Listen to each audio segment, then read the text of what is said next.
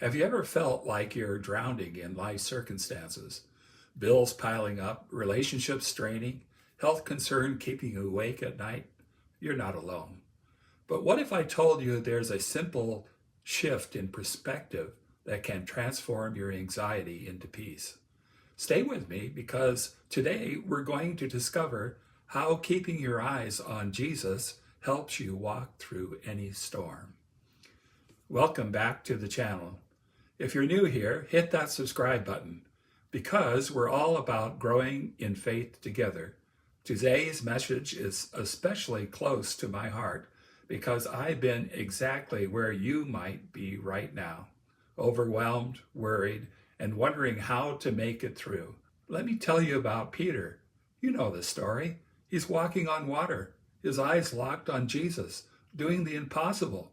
But the moment he looks at the waves, he starts to sink. That's us, isn't it?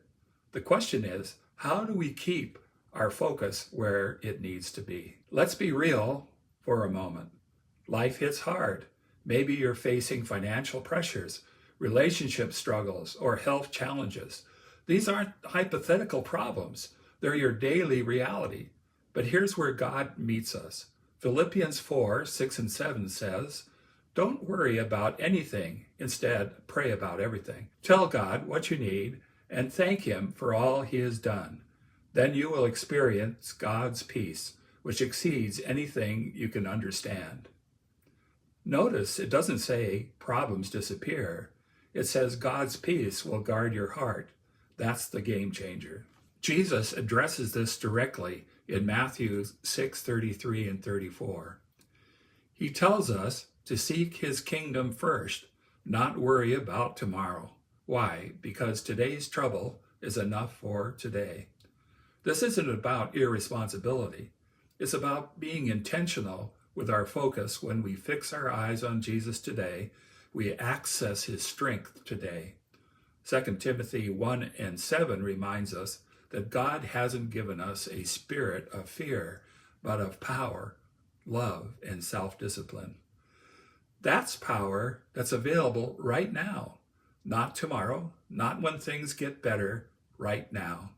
Okay, so how do we actually do this? Let me give you 4 practical steps that have transformed my life. First, start your day in God's presence. Before you check your phone, before you dive into emails, spend time in prayer and scripture. Even just 10 minutes can reset your entire perspective.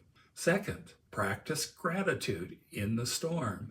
I know that sounds counterproductive, but thanking God even in challenging circumstances shifts our focus from what's wrong to who is right. Third, surround yourself with faith-filled people. Become like the 5 people you spend the most time with. Make sure some of those people are pointing you to Jesus. Fourth, keep a journal of God's faithfulness when new storms come. And they will. You'll have a record of how He's come through before. Isaiah 26:3 promises perfect peace to those whose minds are fixed on God. Not partial peace, not temporary peace, perfect peace. When you're overwhelmed, remember Psalms 46:10. Be still and know that I am God. In the chaos, there is an invitation to stillness, to remembering who He is.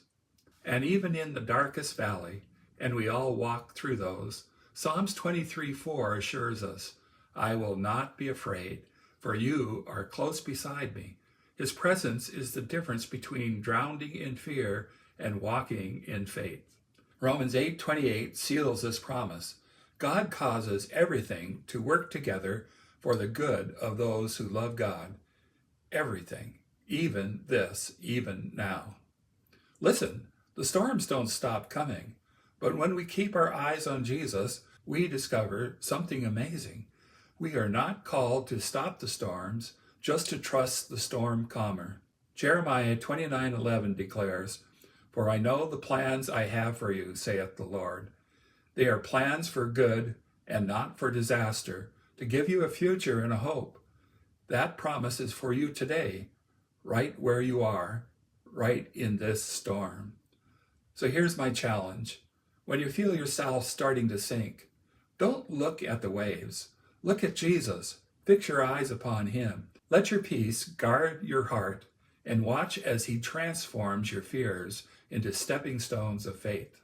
If this message encourages you today, I'd love for you to leave a comment sharing what storms you're facing and how you're choosing to keep your eyes on Jesus. Let's build each other up in faith.